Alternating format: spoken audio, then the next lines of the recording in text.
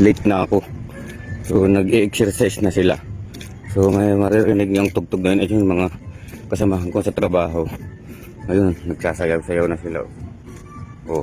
So ako naman mga guys. And late na. Sherman tayo.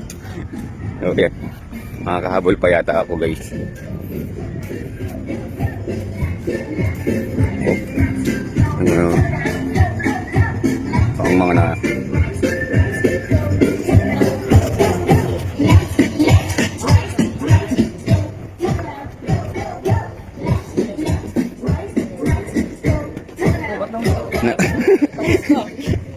ganito pa nga ka-jogging pa ako kahit konti. Sobrang late ko na talaga guys. May taping pa kasi ako. Multa. Ano mo? Sobrang late na pati. 1,000 multa late. So yan ang safety namin. Ayan si Aljor Bugi. Yung mga napapansin namin kahapon, mga PPE nyo, sinusot na maayos. Please, pakihan na yung mga kartas mo, mga long sleeve. Kasi, yan yung mga sa litrasan.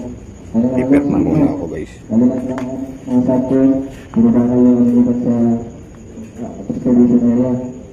Ano, nasabi ko sa well, nagkakal ko na ng Wesley. Magat. Iyo. Ng hardhat. Hindi sa panaayos. Pasensya na po sir. Nalate kasi ako sir eh. Ako nga sir.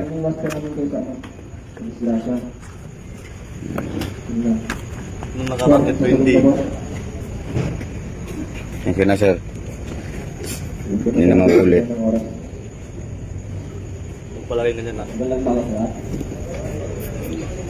Yung reminders ng safety, gata natin. Boy, wala rito yung ano, yung kahapon. Pirma na ba ako kahapon? Meron na?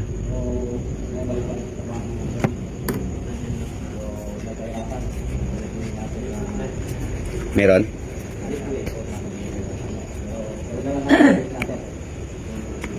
Hanggang sa makakaya natin eh, gawin natin. Sa parte namin, hindi namin kasi medyo inaasahan namin na makapaglalay kami na visiting. So, sige na guys. Merienda muna kami. Ng sermon. Ay, almusal. Hindi ako kay kagabi, bumuhin talaga. So, pinatigil ko na lang gawa ng pamabislasya para mga pilote na nakapinapintulan ng bakbo. Bislasya pa. So ba yan, Joshua Pasio? Lahat ng pinag-usapan na ito kay Sa isip, sa puso, sa gawa. Sa isip, sa puso at sa gawa.